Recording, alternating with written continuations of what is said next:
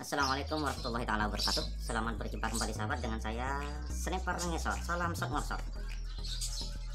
Pada kesempatan kali ini semoga kita tetap diberikan kesehatan sahabat, rezeki yang melimpah dan juga halal agar kita bisa beristirahat, bisa beribadah dengan baik. Selanjutnya sahabat, pada kesempatan kali ini saya kedatangan senapan yang katanya ngacak disebabkan memes menyentuh peredam.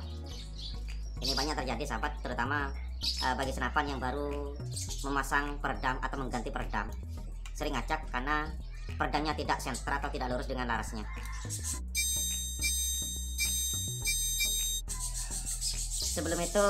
Sebelum saya memberikan cara yang biasa saya lakukan, saya ingin sampaikan bahwa semua channel yang ada pada pada Sniper Ngesot ini sahabat,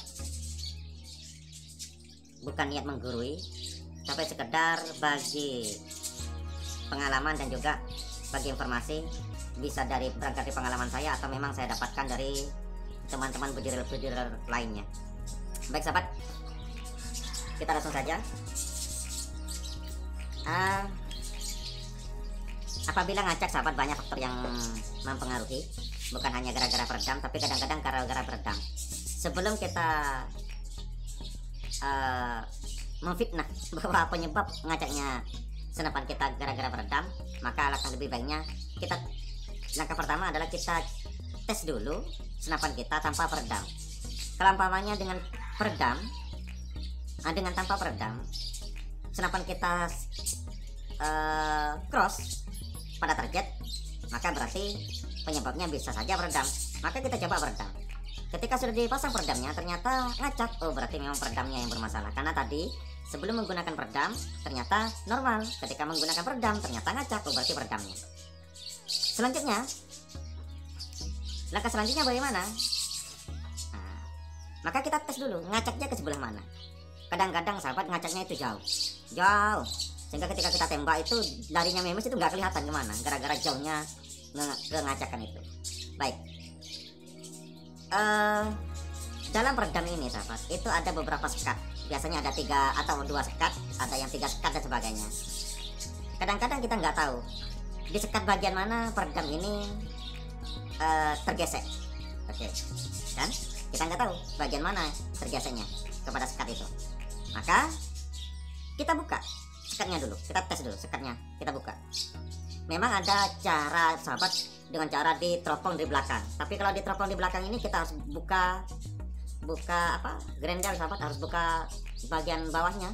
Jadi kalau langkah yang saya lakukan biasanya adalah saya pasang tetap peredamnya, saya buka sekat bagian dalamnya dulu, kita tes. Kalau umpamanya cross, berarti penyebab ngacaknya pada sekat yang ada di dalam. Kalau umpamanya ngacaknya ada di sekat bagian dalam, bagaimana caranya? Kita lebari sekatnya, lubang pada sekatnya itu kita lebari lubangnya pada sekatnya. Tapi kalau umpamanya sahabat sekatnya dibuka semuanya, ternyata ngacaknya itu menyentuh pada tutup bagian depan. Oke. Menyentuh tutup bagian depan, lubang bagian depan ini. Bagaimana caranya? Oke. Contohnya pada kasus senapan ini sahabat, sekat bagian dalamnya sudah diganti. Sekat bagian dalamnya diganti, oke. Mungkin ini sebagai ide juga sahabat, saya sampaikan untuk membuat senapan ini tambah senyap sahabat, buat sekat semakin banyak. Kalau umpamanya kita beli di pabrik, sekatnya mungkin hanya ada 2, maka bisa kita tambah menjadi 5 sekat, bisa menjadi 3 sekat dan sebagainya. Lalu bahkan dapat dari mana sekatnya itu? Sedangkan kita biasanya kan terbuat dari ring besi itu sahabat, sekatnya bisa dibuat sendiri sahabat. Kalau umpamanya peredam yang punya sahabat seperti ini diameter OD27, Anda bisa menggunakan apa ini adalah tutup air mineral yang dipotong kemudian dilubangi pakai pembakaran, bisa menggunakan solder sahabat. Ini kemudian dijadikan sekat, ini pas dijadikan sekat tuh, pas dijadikan sekat. Oke, kita lanjut ke pembahasan bagaimana jika peredamnya memes menggeser bagian depan. Bagaimana cara kita melubangi? Kadang-kadang kita lubangi semuanya pun emang sahabat, lebih baik kita melubangi posisi yang tergesek saja. Lalu bagaimana untuk mengetahui bahwa menggeseknya memes itu pada bagian sebelah mana? Maka caranya biasanya caranya cukup mudah sahabat, cukup mudah. Siapkan sebuah lakban ataupun plester apa. Saya menggunakan lakban. Kemudian kita tutup lubang bagian depannya. Pastikan dengan kuat sahabat, sambil bagian seperti ini. Kita tutup bagian depannya.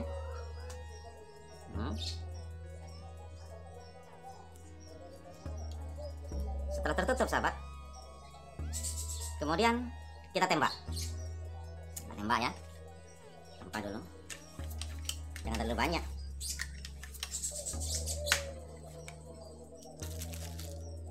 Oke.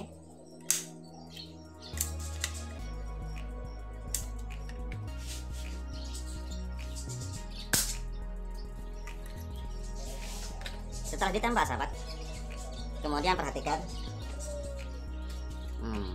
pada lubangnya. Kalau lubang di sini sahabat, bisa diperhatikan lubangnya. Kalau umpamanya ini menyentuh bagian samping, pada sebelah mana? Contohnya seperti ini sahabat. Ini kan ini atas karena ini ada teleskopnya di atas. Kemudian perhatikan pada lubangnya, ini agak menyentuh bagian bawah. Tadi sahabat, ini sangat mepet ke bagian bawah. Jadi oleh saya itu sudah melakukan pemboran sedikit sehingga biar gak menyentuh bagian bawah. Sekarang sudah agak ke tengah, jadi nggak menyentuh bagian bawah di sini. Oke.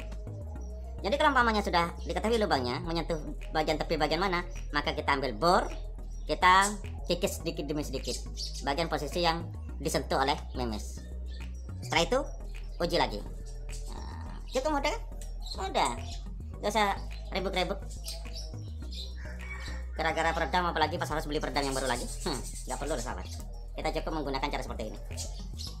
Ada juga sahabat, kadang-kadang para teman-teman itu ada yang menggesek bagian sini. Sudah diketahui yang bawahnya menggesek bagian bawah, maka bagian atasnya di sini yang di amplas, di TPC untuk menyesuaikan.